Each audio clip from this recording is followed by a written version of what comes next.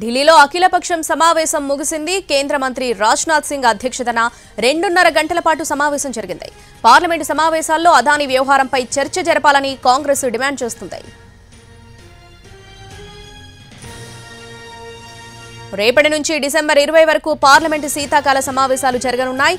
ఈ సమావేశాలపై ఆల్ పార్టీలో చర్చించి అభిప్రాయాలు తీసుకున్నారు. 30 పార్టీలకు చెందిన 42 మంది నేతలు ఆల్ పార్టీ మీటింగ్కు హాజరయ్యారు.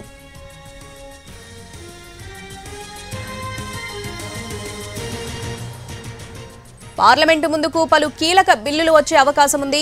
ఒకే దేశం ఒకే ఎన్నిక, వక్ఫ్ బిల్లులకు చట్టరూపం ఇవ్వాలనే సంకల్పంతో ఉంది మోడీ సర్కార్. ఈ సమావేశాల్లోనే ఈ 2 బిల్లులను ఆమోదింపజేసుకోవాలని కేంద్ర ప్రభుత్వం చూస్తుంది. అయితే ఈ 2 బిల్లులను కాంగ్రెస్ నేతృత్వంలోని ఇండియా కూటమి తీవ్రంగా వ్యతిరేకిస్తుంది.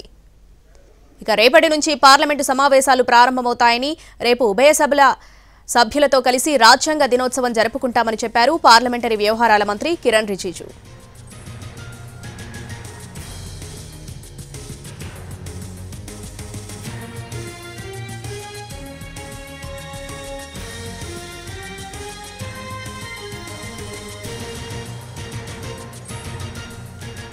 ఢిల్లీలో అఖిలపక్షం సమావేశం ముగిసింది. కేంద్ర మంత్రి రాజ్నాథ్ సింగ్ అధ్యక్షతన 2.5 గంటల పాటు సమావేశం జరిగింది. పార్లమెంటు సమావేశాల్లో అదానీ వ్యవహారంపై చర్చ జరపాలని కాంగ్రెస్ డిమాండ్ చేస్తుంది.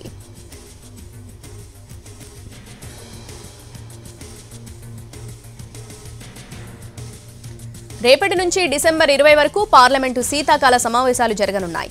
ఈ సమావేశాలపై ఆల్ పార్టీలో చర్చించి అభిప్రాయాలు తీసుకున్నారు. 30 పార్టీలకు చెందిన 42 మంది నేతలు ఆల్ పార్టీ మీటింగ్కు హాజరయ్యారు.